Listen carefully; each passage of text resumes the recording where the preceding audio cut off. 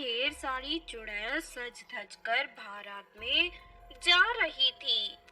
दूसरी तरफ कुछ चुड़ैलें चलती हुई सोने के सिक्के उछालकर फेंक रही थी। ये नजारा देख कैलाश के मन में लालच आ जाता है। उसके बाद कैलाश चुपके से चुड़ैलों के पीछे लग जाता है और उनकी नजर बचाकर सोने के सिक्के उठाना शुरू कर देता है। तभी आज चुड़ैल की डोली से शैतान की एक सोने की मूर्ति जमीन पर गिर जाती है।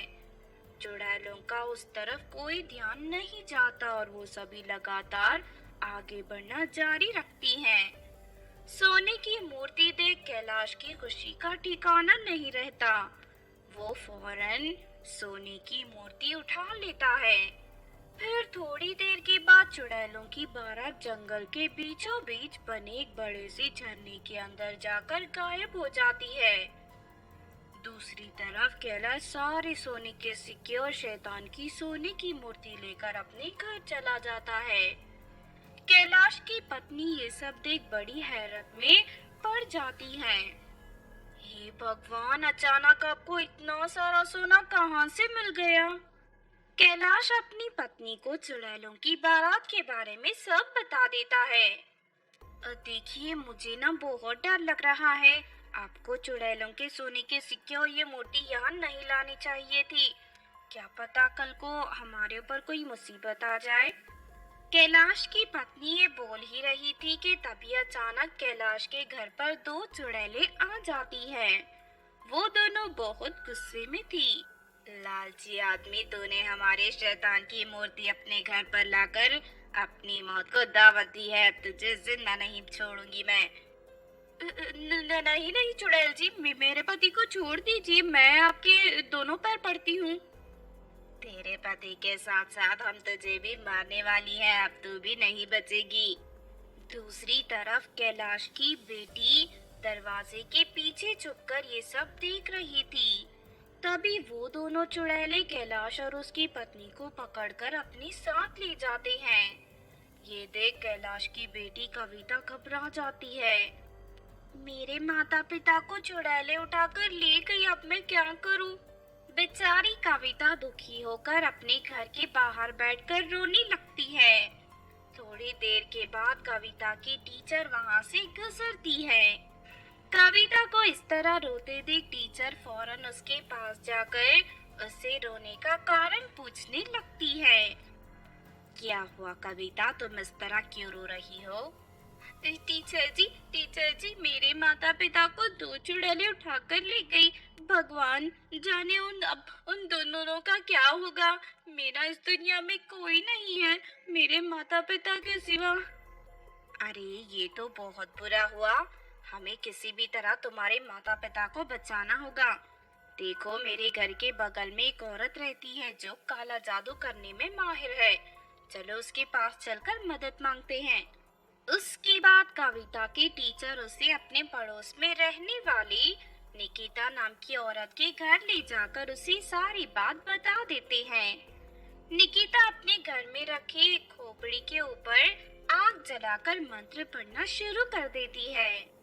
इस लड़की के पिता ने लालच में आकर चुड़ैलों के सोने को हड़पने की कोशिश की है, इसीलिए वो चुड़ैलें नाराज हो गई हैं। शाम तक वो चुड़ैलें इसके माता पिता को जान से मार देंगी। हमें शाम होने से पहले जंगल जाकर उसके माता पिता को बचाना होगा। उसके बाद निकिता कविता के साथ अपनी साइकिल पर बैठकर जंगल में मौजूद चुड़ैलों की गुफा के पास पहुंच जाती है। तभी वो दोनों देखते हैं कि चुड़ैलों ने उसके माता पिता को बांध रखा है। निकिता और कविता चुपके से गुफा के अंदर जाकर उन दोनों की रस्सियां खोलकर उन्हें आजाद कर देते हैं। लेकिन तभी गुफा के अंदर सो रही दोनों चुड़ैलें नींद से जाग जाती हैं। अच्छा, तो तुम दोनों इन्हें बचाने आई हो। हमारे काम में दखल देकर तुमने बहुत बड़ी गलती कर दी। अब मैं तुम दोनों को इनके साथ साथ मारूंगी। लेकिन तभी निकिता अपनी थैली से जादुई खोपड़ी निकालकर उन दोनों चुड़ैलों को दिखाने लगती है। फिर अगले ही पल खोपड़ी की आंख से रोशनी बाहर निकलकर चुड़ैलों के शरीर में पहुंच जाती है, जिस वजह से उन दोनों का शरीर छोटा होकर खोपड़ी की आंख में समा जाता है। अब ये दोनों चुड़ैल खोपड़ी के अंदर कैद हो गई हैं। मैं इन्हें ले जाकर अपने घर के पीछे दफन कर दूंगी, लेकिन एक बात का ध्यान रखना कैलाश, जीवन में दोबारा कभी लालच मत करना। मैं आपकी बात समझ गया। आज के बाद मैं जीवन में कभी लालच नहीं करूंगा और हमेशा मेहनत करके ईमानदारी से पैसे कमाऊंगा। उसके बाद कैलाश अपनी पत्नी और बेटी के साथ हंसी खुशी अपने घर लौट जाता है। चंपकपुर नाम के शहर में अमित नाम का एक नौजवान रहता था। अमित आइसक्रीम बेचने का काम करता था। इस तरह एक दिन अमित अपनी साइकिल पर ढेर सारी आइसक्रीम लेकर उन्हें बेचने ले जा रहा था। तभी अचानक रास्ते में उसे एक खूबसूरत लड़की रोती हुई दिखाई देती है। अमित उस लड़की से कहता है, अरे तुम कौन हो और यहाँ क्या कर रही हो? देखो ये रास्ता बहुत ही खतरनाक है। यहाँ अक्सर चोर चक्के घूमते रहते हैं। तुम इसी वक्त यहाँ से चली जाओ। कहो तो मैं तुम्हें तुम्हारे घर पहुँचा देता हूँ। लेकिन अगले ही पल खूबसूरत लड़की एक चुड़ैल के रूप में बदल जाती है। मेरा नाम शीला है। मैं पास के जंगल में रहती हूँ। मेरी सौतेली माँ जबरदस्ती मेरी शादी एक जालिम भूत से करवाना चाहती है, इसीलिए मैं अपने घर से भागकर यहाँ इंसानों के बीच आ गई। मेरे पास रहने के लिए कोई जगह नहीं है। शीला चुड़ैल की बात सुनकर अमित को उसकी हालत पर बहुत तरस आता है। उसके बाद अमित शीला चुड़ैल को अपने घर ले जाने का फैसला करता है। फिर अमित के कहने पर शीला चुड़ैल अपने आप को सुंदर लड़के के रूप में बदलकर उसके साथ उसके घर चली जाती है। शीला चुड़ैल घर के काम करने में बहुत निपुण थी। वो अमित के लिए बहुत ही स्वादिष्ट खाना बनाया करती थी, साथ ही उसके घर की अच्छी तरह देखभाल भी करती थी। इस तरह बहुत जल्द उन दोनों को एक दूसरे से प्रेम हो जाता है। फिर एक दिन वो दोनों शादी कर लेते हैं। लेकिन फिर एक दिन अमित की माँ सरला गांव से शहर आ जाती है। नालायक, मुझसे पूछे बिना तूने शादी कैसे कर ली? आखिर ये लड़की कौन है? इसके माता पिता क्या करते हैं? माँ शीला एक अनाथ लड़की है। इस बेचारी का इस दुनिया में कोई नहीं है। हे भगवान, मैंने सोचा था तेरी शादी करा के अच्छा खासा दहेज लूंगी, लेकिन तूने इस भिखारी लड़की से शादी करके मेरे सपनों पर पानी फेर दिया। उस दिन से सरला वही रहना शुरू कर देती है।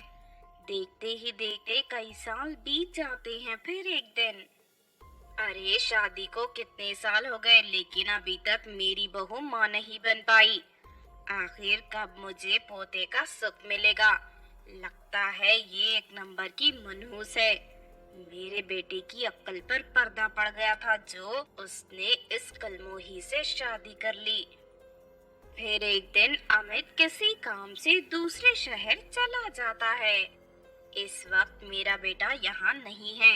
यही अच्छा मौका है, मुझे इस कलमुई को रास्ते से हटाना होगा ताकि ये मनहूस दोबारा मेरे बेटे के जीवन में लौटकर न आ सके। अगले दिन सरला एक दुष्ट जादूगरनी को अपने घर ले आती है। मेरी बात ध्यान से सुन जादूगरनी, मेरी बहू को पकड़कर उसे कांच की बोतल में कैद करके अपने साथ ले जा। इस काम के बदले मैं तुझे 1 लाख रुपए दूंगी। उस समय शीला चुड़ैल कुएं में पानी भर रही थी। शीला चुड़ैल को देखते ही जादूगरनी की आंखें खुशी से भर जाती हैं। अरे ये क्या इंसानों के रूप में ये चुड़ैल है? जादूगरनी की ये बात सुनते ही सरला के होश उड़ जाते हैं। अच्छा तो ये बात है, ये कल मोही इंसान बनकर इतने दिनों से मुझे और मेरे बेटे को धोखा दे रही थी। चल जल्दी से तू इसे बोतल में कैद करके अपने साथ ले जा और इसे आग में जलाकर मार डाल। उसके बाद जादूगरनी मंत्र पढ़कर शीला चुड़ैल को एक कांच की बोतल में कैद कर लेती है। बेचारी शीला चुड़ैल बोतल के अंदर से छटपटाते हुए अपने आप को बाहर निकालने की कोशिश करने लगती है। अब तो चाहे जितनी भी कोशिश कर ले चुड़ैल, तू इस बोतल से आजाद नहीं हो सकती। थोड़ी ही देर में ये जादूगरनी तुझे जलाकर मार डालेगी।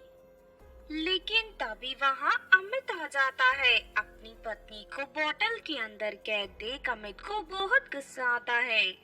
फिर वो डंडे से जादूगरनी की पिटाई करने लगता है। उसके बाद जादूगरनी घबराकर वहाँ से भाग जाती है। फिर अमित उस कांच की बोतल को जमीन पर पटक कर तोड़ देता है और इस तरह शीला चुड़ैल आजाद हो जाती है। उसके बाद शीला चुड़ैल अमित को अपनी सास सरला के गलत इरादों के बारे में सब बता देती है। अमित सरला को बहुत खरी खोटी सुनाता है और शीला को लेकर हमेशा